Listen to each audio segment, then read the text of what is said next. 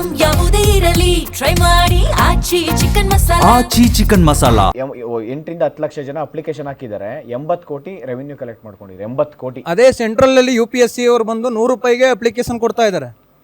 ಫೀಮೇಲ್ಸ್ಗೆ free ಇದೆ, ಅನ್ನು SC STಸ್ಗೆ free ಇದೆ. ಬಟ್ ಆದ್ರೆ ಇವ್ರಿಗೆ ಏನಕ್ಕೆ ಸಾಧ್ಯ ಆಗ್ತಾ ಇಲ್ಲ? ಇದು ಎಕ್ಸ್ಪ್ಲಾಯ್ಟೇಷನ್ ಅಲ್ವಾ? ಇದು ಖಂಡಿತ ಮೇಡಮ್ ಎಕ್ಸ್ಪ್ಲಾಯ್ಟೇಷನ್. ಎಕ್ಸ್ಪ್ಲಾಯ್ಟೇಷನ್ ಮತ್ತೇನೇನು ಮೇಡಮ್? ಅದೊಂದಾಯ್ತಾ? ಇವಾಗ ನಾವು ಅಪ್ಲಿಕೇಶನ್ಗಳಿಗೆ ಹಣ ಸಂಗ್ರಹ ಮಾಡಿ ಕೊನೆಗೆ ಏನೂ ಮಾಡಲ್ಲ ಅಂತಂದ್ರೆ ಅನ್ಯಾಯ ಅಲ್ವಾ ಸರ್? ಮೇಡಮ್ ಅಪ್ಲಿಕೇಶನ್ ಹಾಕ್ಬೇಕಂದ್ರೆ ಕೆಲಸ ಮಾಡ್ಬಿಟ್ಟು ಅಪ್ಲಿಕೇಶನ್ ಹಾಕ್ಬೇಕು, ಪಾರ್ಟ್ ಟೈಮ್ ಕೆಲಸ ಮಾಡ್ಬೇಕು. ಇಲ್ಲಿ ಸ್ವಿಗ್ಗಿ ಝೊಮ್ಯಾಟೊ ಇದೆಲ್ಲ ಅಲ್ದಂತಾನೆ ಮೇಡಮ್ ಒಂದೊಂದು ಸ್ಟೂಡೆಂಟ್ಸ್ ಇವತ್ತು ಅಪ್ಲಿಕೇಶನ್ ಹಾಕ್ಬೇಕಂದ್ರೆ ಕ್ಯಾಟರಿಂಗ್ ಕೆಲಸ ಹೋಗ್ತಾ ಇದ್ದಾರೆ ಸರ್. ಸಾಟರ್ಡೆ. ನಾನು ಐ ಡು ಅಗ್ರಿ. ಯಾಕಂದ್ರೆ ಈಗ ಝೊಮ್ಯಾಟೊಗೆಲ್ಲ ಬರ್ತಾರಲ್ಲ ವಿದ್ಯಾವಂತರು ಇರ್ತಾರೆ ಪಾಪ, ಯಾಕಪ್ಪ ಈ ಕೆಲಸ ಮಾಡ್ತಾ ಇದೀಯಾ ಅಂತಂದ್ರೆ ಕೆಲಸ ಇಲ್ಲ ಅಂತಾರೆ. ನಾನೇನು ಸರ್ಕಾರಿ ನೌಕರಿ ಅಂತ ಹೇಳ್ತಾ ಇಲ್ಲ, ನಾನು ಹೇಳೋದು ಡಿಗ್ರಿ. ಮೊದಲಿಗೆ ಡಿಗ್ರಿ ಅಂತಂದರೆ ಅದು ಒಂದು ಪವರ್ಫುಲ್ ವೆಪನ್ ಅಂತ ಅನಿಸ್ತಾ ಇತ್ತು. ಈಗ ಡಿಗ್ರಿ ಅಂದರೆ ಅದಕ್ಕೆ ಬೆಲೆನೇ ಇಲ್ದಂಗೆ ಆಗಿತ್ತು. ಯಾಕೆ ಹೇಳ್ರಿ? ನಿರುದ್ಯೋಗ ಸಮಸ್ಯೆ ಜಾಸ್ತಿ ಆಗೈತಿ. ನಿರುದ್ಯೋಗ ಸಮಸ್ಯೆ ಜಾಸ್ತಿ ಆಗಿಲ್ಲ ಮೇಡಮ್, ನಾವು ಜಾಸ್ತಿ ಮಾಡಿರೋದು. ಈಗ ಸೃಷ್ಟಿ ಮಾಡಿರೋರು ನಾವೇನೆ. ಈಗ ಪ್ರೋಸೆಸ್ ಅಂತ ಹೇಳ್ತೀವಿ, ಪ್ರೋಸೆಸ್ನ ಕ್ರಿಯೇಟ್ ಮಾಡಿರೋರು ಯಾರು ಮೇಡಮ್? ಪ್ರೋಸೆಸ್ನ ಕ್ರಿಯೇಟ್ ಮಾಡಿರೋರು ಯಾರು? ನಾವೇನೆ. ನಾವು ಮಾಡಿರೋ ಪ್ರೋಸೆಸ್ನ ನಾವು ಬ್ರೇಕ್ ಮಾಡೋಕ್ಕಾಗ್ತಾ ಇಲ್ಲ ಅಂದಮೇಲೆ ಇನ್ನೇನಕ್ಕೆ ಮತ್ತೆ ನಾವುದೇ ಪ್ರೋಸೆಸ್ ಕ್ರಿಯೇಟ್ ಮಾಡಿರೋ ನಾವೇ ಅಲ್ವಾ? ಈಗ 3 ವರ್ಷ ಆಯ್ತು ಮೇಡಮ್, ಒಂದು ನೋಟಿಫಿಕೇಶನ್ ಆಗಿದೆ, 3 ವರ್ಷ ಆಗಿದೆ ನಮ್ಮದು. 2 ವರ್ಷ ಆದಮೇಲೆ ರಿಸಲ್ಟ್ ಕೊಟ್ಟಿದ್ದಾರೆ. 1 ವರ್ಷ ಆಗಿದೆ ಡಾಕ್ಯುಮೆಂಟ್ ವೆರಿಫಿಕೇಶನ್ ಆಗಿ. ಪ್ರಾವಿಷನಲ್ ಲಿಸ್ಟ್ ಬಿಟ್ಟು 6 ತಿಂಗಳಾಗಿದೆ ನಿಯರ್ಲಿ. ಓಕೆನಾ? ಇನ್ನೂ ಕೂಡ ನಮ್ಗೊಂದು ಫೈನಲಿಸ್ಟ್ ಬಿಡ್ತಾ ಇಲ್ಲ. ಫೈನಲಿಸ್ಟ್ ಬಿಟ್ಟ ಮೇಲೆ ಮೇಡಮ್ ಪುನಃ ನಾವು ಆರ್ಡರ್ ಕಾಪಿ ತಗೋಬೇಕಂದ್ರೆ ಅಗೇನ್ ಇನ್ನೊಂದು ನೀರು ನಾವು ಸ್ಪೆಂಡ್ ಮಾಡಬೇಕು. ಎಲ್ಲ ಪಂಚವಾರ್ಷಿಕ ಯೋಜನೆಗಳು. ಹೆಣ್ಣು ಕೊಡಲ್ಲ ನಿಮಗೆ ಮೇಡಮ್. ಹೆಣ್ಣು ಕೊಡೋದು ಬೇಡ ಮೇಡಮ್, ಜಾಬ್ ಸಿಕ್ಕರು ಸಾಕು, ತಂದೆ ತಾಯಿ ನೋಡ್ಕೊಂಡು ಆರಾಮಾಗಿ ಹೊಂಟೋಗೋಣ ಮೇಡಮ್. ನಡಿಬೇಕಲ್ಲ. ಹಿಂಗೆ ಅದು ಬರಬೇಕು, ಇದು ಬರಬೇಕು, ನೋಟಿಫಿಕೇಶನ್ ಬರಬೇಕು, ಆರ್ಡರ್ ಬರಬೇಕು, ಇದು ಬರಬೇಕು, ಅದು ಬರಬೇಕು ಅನ್ನೋಷ್ಟ್ರಾಗ ಏಜ ಆಗೋಗಿರುತ್ತೆ. ದುಡಿಯೋ ಶಕ್ತಿನೂ ಹೋಗಿರುತ್ತೆ, ಸಂಸಾರ ಮಾಡೋ ಶಕ್ತಿನೂ ಹೋಗಿರುತ್ತೆ. ಪ್ರತಿಯೊಂದಕ್ಕೂ ಕಮಿಟಿನೇ ಆದ್ರೆ ಸೊಲ್ಯೂಷನ್ ಯಾವಾಗ? ಪ್ರತಿಯೊಂದನ್ನು ನಾವು ಹೋರಾಟನೆ ಮಾಡಿ ಪಡ್ಕೋಬೇಕು ಅಂದ್ರೆ ಬ್ರಿಟಿಷರ ಆಳ್ವಿಕೆನ ಚೆನ್ನಾಗಿತ್ತಲ್ವಾ? ನನ್ನ ಕ್ವಶನ್. ಬ್ರಿಟಿಷರ ಆಳ್ವಿಕೆ ತುಂಬಾ ಚೆನ್ನಾಗಿತ್ತು, ಅವರು ಕೂಡ ಕಮಿಟಿ ಮಾಡ್ತಿದ್ರು. ಒಂದು. ಎರಡನೇದಾಗಿ ಅವ್ರು ನಮಗೆ ಬೇಕಾದೆಲ್ಲ ಆಬ್ವಿಯಸ್ಲಿ ಕೊಟ್ಟಿದ್ರು ಅನ್ಸುತ್ತೆ. ಅವಾಗ್ಲೇ ಟ್ರೈನು ಪ್ರತಿಯೊಂದನ್ನು ತಂದಿದ್ರು. ಕಮಿಟಿ ಅನ್ನೋದೇ ಆದ್ರೆ ನಮ್ಗೆ ಸೊಲ್ಯೂಷನ್ ಯಾವಾಗ? ಪ್ರತಿಯೊಂದು ನಾವು ಹೋರಾಟ ಮಾಡೇ ಪಡ್ಕೋಬೇಕು ಅಂದ್ರೆ ಪ್ರಜಾಪ್ರಭುತ್ವ ಏನಕ್ಕೆ ಮೇಡಮ್? ಪ್ರಜಾಪ್ರಭುತ್ವದಲ್ಲಿ ಸ್ವೇಚ್ಛೆ ಜಾಸ್ತಿ ಆಗ್ಬಿಟ್ಟಿದೆ ಸರ್. ಅದೇ ಮೇಡಮ್, ಈ ಪ್ರಜಾಪ್ರಭುತ್ವಕ್ಕೆ ಏನು ವ್ಯಾಲ್ಯೂ ಬಂತು? ಎಕ್ಸಾಮ್ ಫೀಸ್ ಎಲ್ಲ 550 750 ತಗೊಂತೀರಿ. ಯಾಕೆ ಸೆಂಟ್ರಲ್ ಗೌರ್ಮೆಂಟ್ ಹಂಗೆ 100 ರೂಪಾಯಿ ಫಿಕ್ಸ್ ಮಾಡಬಾರ್ದು? ಯಾಕಾಗಲ್ಲ? ಅಲ್ಲಿ ಮಾಡೋ ಥರದ ನೀವು ಯಾಕಾಗಲ್ಲ? ಕ್ಯಾಲೆಂಡರೂ ಫಿಕ್ಸ್ ಮಾಡಿ ಸರ್. ಟೈಮ್ ಟೇಬಲ್ ಪ್ರಕಾರ ಹೋಗಿ ಕರೆಂಟ್ ಅಪಾಯಿಂಟ್ಮೆಂಟ್ ತಗೋರಿ.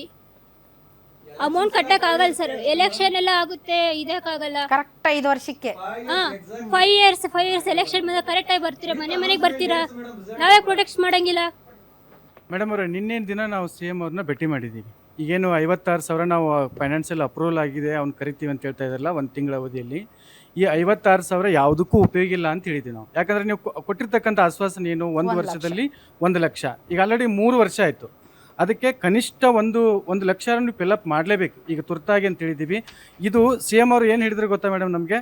ಇದು ನಮ್ಮ ಸಮಸ್ಯೆ ಅಲ್ಲಪ್ಪ, ಹಿಂದಿನ ಗೌರ್ಮೆಂಟ್ ಸಮಸ್ಯೆ. ಇದು ಹಿಂದಿನ ಗೌರ್ಮೆಂಟ್ ಸಮಸ್ಯೆ. ಅಂದರೆ ಇವರು ಅವ್ರ ಮೇಲೆ ಹಾಕೋದು, ಇವ್ರ ಮೇಲೆ ಹಾಕೋದು, ಯುವ ಸಮುದಾಯ ಹಾಳಾಗಿ ಹೋಗೋದು. ಅಕಸ್ಮಾತ್ ಮೇಡಮ್ ಇಲ್ಲ ನಮ್ಮ ಯುವ ಸಮುದಾಯ ಬೇರೆ ಯಾವುದೋ ಒಂದು ಉದ್ಯೋಗ ಮಾಡ್ಕೊಂಡು ಕಳೆದ ಸರ್ಕಾರ ಒಂದು ಸಾಲ ಬಿಟ್ಟು ಹೋಗಿರ್ತೈತಪ್ಪ. ಬಿಟ್ಟು ಹೋಗ್ಬೇಕಾದ್ರೆ ಸಾಲ ಬಿಟ್ಟು ಹೋಗಿರುತ್ತೆ. ಇಲ್ಲಪ್ಪ ನಾವು ಕಟ್ಟಲ್ಲ, ಹೊಸ ಸರ್ಕಾರ ಅದು, ಹಳೆ ಸಾಲ ಅದು ಅವ್ರಿಗೆ ಸಂಬಂಧಪಟ್ಟಿದ್ದು, ನಾ ಸಾಲ ಕಟ್ಟಲ್ಲ ಅಂತೇಳಿ ಸಾಲ ಬಿಡ್ತೀರಾ ಸಾಲ? ನೀವು ಬಿಟ್ಟು ನೀವು ರಾಜ್ಯ ಸರ್ಕಾರವಾಗಿ ಮುಂದುವರಿಯಕ್ಕೆ ಸಾಧ್ಯ ಇದೆಯಾ? ಹಾಗಾಗಿ ಹಿಂದ್ಗಡೆ ಬಿಟ್ಟಾರ, ಅದು ಅವ್ರಿಗೆ ಸಂಬಂಧಪಟ್ಟ. ಇದು BJP ಕಾಂಗ್ರೆಸ್ ಸಂಬಂಧಪಟ್ಟಿದ್ದಲ್ಲ.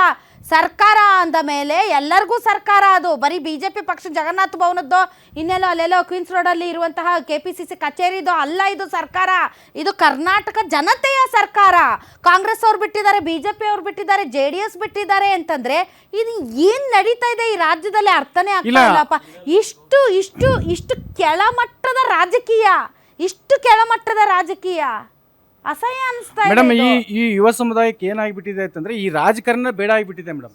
ಇವ್ರ ಕೊಳಕನ್ನ ಅವ್ರಿಗೆ ಮುಚ್ಚಿಟ್ಕೋದು, ಅವ್ರ ಕೊಳಕನ್ನ ಇವ್ರು ಮುಚ್ಚಿಟ್ಕೋದು. ಸೊ ಇವ್ರು ಫಿಲಪ್ ಮಾಡಿಲ್ಲ ಅಂತೇಳಿ ಅವ್ರ ಮೇಲೆ ಹಾಕೋದು, ಅವ್ರು ಫಿಲಪ್ ಮಾಡಿಲ್ಲ ಅಂತೇಳಿ ಇವ್ರ ಮೇಲೆ ಹಾಕೋದು. ಈಗ ಹಿಂದಿನ ಸರ್ಕಾರ ಏನಕ್ಕಾಗಿ ಸೋಲ್ಸಿರ್ತಾರೆ ಜನ ಅಂದರೆ ಅವ್ರ ಸರ್ಕಾರ ಆಡಳಿತ ಸರಿ ಮಾಡಿಲ್ಲ ಅಂತೇಳಿ ಸೋಲ್ಸಿರ್ತಾರೆ. ಈ ಸರ್ಕಾರ ತಂದ ಮೇಲೆ ಹಿಂದಿನ ಸರ್ಕಾರನ ಬ್ಲೇಮ್ ಮಾಡುವಂಥದ್ದು ಎಷ್ಟು ಸರಿ ಮೇಡಮ್? ಇದು ಹಾಗಾದ್ರೆ ಕಳೆದ ಬಾರಿ ಇದ್ದಂತಹ ಎಲ್ಲ ಅಂದ್ರೆ ಕಳೆದ ಸರ್ಕಾರದಲ್ಲಿ ಇದ್ದಂತಹ ಎಲ್ಲ ಅಧಿಕಾರಿಗಳನ್ನು ಇವರು ತೆಗೆದು ಬಿಡ್ಬೇಕು, ಹೊಸ ಅಧಿಕಾರಿಗಳನ್ನ ನೇಮಕ ಮಾಡ್ಕೋಬೇಕು.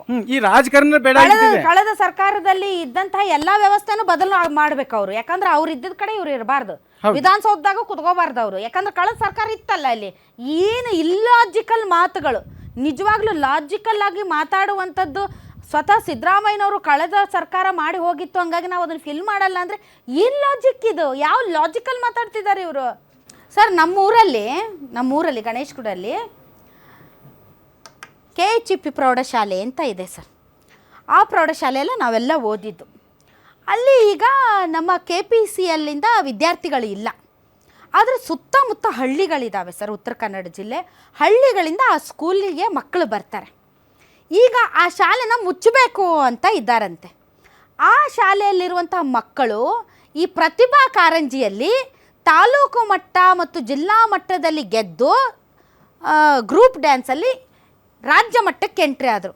ನಾವೆಲ್ಲ ಬೇಡ್ಕೊಳ್ಳೋದು ದೇವರಿಗೆ, ರಾಜ್ಯ ಮಟ್ಟದಲ್ಲಿ ಅವ್ರು ವಿನ್ ಆಗಿಬಿಡ್ಲಿ, ಯಾಕಂದರೆ ಶಾಲೆ ಉಳಿತೈತಿ. ರಾಜ್ಯ ಮಟ್ಟದಲ್ಲಿ ವಿನ್ ಆಗಿದ್ದಾರೆ ಈ ಶಾಲೆಯಿಂದ ಅಂತ ಅಂದರೆ ಈ ಶಾಲೆನ ಉಳಿಸ್ತಾರೆ ಅನ್ನೋ ಕಾರಣಕ್ಕೆ ನಾವು ಬೇಡ್ಕೊಳ್ಳೋದು. ಅಲ್ಲಿರೋರೆಲ್ಲ ಇಲ್ಲ, ಈ ಶಾಲೆಯಿಂದ ಬಂದ ಮಕ್ಕಳು ಫಸ್ಟ್ ಪ್ರೈಸ್ ಬರಬೇಕು, ಸೋ ದಟ್ ಶಾಲೆ ಉಳಿತೈತಿ ಅಂತ ಪರಿಸ್ಥಿತಿ ಇದೆ. ಒಂದು ಡ್ಯಾನ್ಸಿಂದ ಒಂದು ಶಾಲೆಯ ಅಳಿವು ಡಿಸೈಡ್ ಮಾಡೋ ಲೆವೆಲ್ಗೆ ಪರಿಸ್ಥಿತಿಗಳು ಹದಗೆಟ್ಟಿದ್ದಾವೆ ಅಂತಂದರೆ ಅಲ್ಲಿ ಸುತ್ತಮುತ್ತಲಿನ ವಿದ್ಯಾರ್ಥಿಗಳಿಗೆ ಶಿಕ್ಷಣ ಬೇಕು. ಆ ವಿದ್ಯಾರ್ಥಿಗಳನ್ನ ಸುಶಿಕ್ಷಿತರಾಗಿ ಮಾಡಬೇಕಂದ್ರೆ ಈ ಶಾಲೆಯ ಅನಿವಾರ್ಯತೆ ಇದೆ ಅನ್ನೋದು ಅವ್ರಿಗೆ ಗೊತ್ತಾಗ್ತಾ ಇಲ್ಲ. ಹೆಂಗಿದೆ ಪರಿಸ್ಥಿತಿ? ಭಾಳ ಕೆಟ್ಟದಾಗಿದೆ. ಎಸ್ ಕಾಂತಕುಮಾರ್ ಅವರೇ, ಈಗ ಭಾಳಷ್ಟು ಜನ ಯುವಕರು ತಮ್ಮ ಒಂದು ಅಳಲನ್ನು ಈಗ ನಾಯಕರ ಮುಂದೆ ಇಟ್ಟರು. ಆಮೇಲೆ ಇಲ್ಲಿರುವಂಥ ಪ್ರತಿಯೊಬ್ಬ ನಾಯಕರು ಅವರು ಕೂಡ ಯುವಕರ ಬಗ್ಗೆನೇ ಯೋಚನೆ ಮಾಡೋರು, ಅವ್ರೇನು ಅದರ ಹೊರತಾಗಿಲ್ಲ. ಆದರೆ ನಮ್ಮ ಆಳುವ ಸರ್ಕಾರಗಳ ಧೋರಣೆ ಹೇಗಿದೆ ಅಂದರೆ, ಅವ್ರು ಹೇಳ್ದಂಗೆ ಸಿದ್ದರಾಮಯ್ಯನವ್ರು ಹೇಳಿದ್ರಂತೆ, ಇದು ನಮ್ಮ ಪ್ರಾಬ್ಲಮ್ ಅಲ್ಲಪ್ಪ, ಇದು ಹಿಂದಿನ ಸರ್ಕಾರ ಬಿಟ್ಟು ಹೋಗಿರೋದು, ಹಿಂಗಾಗಿ ನಮಗೆ ವರ್ಷಕ್ಕೆ 1 ಲಕ್ಷ ಅಪಾಯಿಂಟ್ಮೆಂಟ್ ಮಾಡೋಕ್ಕಾಗಲ್ಲ ಅಂದರೆ ಏನು ಲಾಜಿಕ್ ಇದು? ಏನು ಲಾಜಿಕ್ಕು? ಸರ್ಕಾರಕ್ಕೆ ಯಾವುದೇ ಸರ್ಕಾರ ಆಗಿರ್ಬೋದು, short term long term solutions ಬೇಕು. ಯಾವುದನ್ನ ವಿಚಾರ ಆಗಿರ್ಬೋದು, ಈಗ ಬರೀ ಸುಳ್ಳು ಹೇಳ್ಕೊಳ್ತಾ ಬಂದಿದ್ದಾರೆ ಇಲ್ಲಿವರೆಗೂ. ಮತ್ತು ಯಾವುದಾದ್ರೂ ಒಂದು MLA ಆಗಿರ್ಬೋದು, ಮಿನಿಸ್ಟರ್ಸ್ ಇರ್ಬೋದು, ಇಲ್ಲಿ ಸಾರ್ವಜನಿಕರ ಕುಂದುಕೊರತೆಗಳಿರ್ಬೋದು, ಯುವಕರ ಕೊರತೆಗಳನ್ನ ಗಂಭೀರವಾಗಿ ತಗೊಬೇಕು. ಇವತ್ತು ಶಿಕ್ಷಣ ಸ್ಕೂಲ್ ಮುಚ್ತಾ ಇದ್ದಾರೆ ಅಂತಂದ್ರೆ, ನಿಮ್ಮೂರಿನಿಂದ ವಿಶ್ವ ಮಟ್ಟದವರೆಗೆ ರಾಜಕೀಯ, ಸಿನಿಮಾ, ಸ್ಪೋರ್ಟ್ಸ್ ಯಾವ ಸುದ್ದಿಯೂ ಮಿಸ್ ಆಗಲ್ಲ.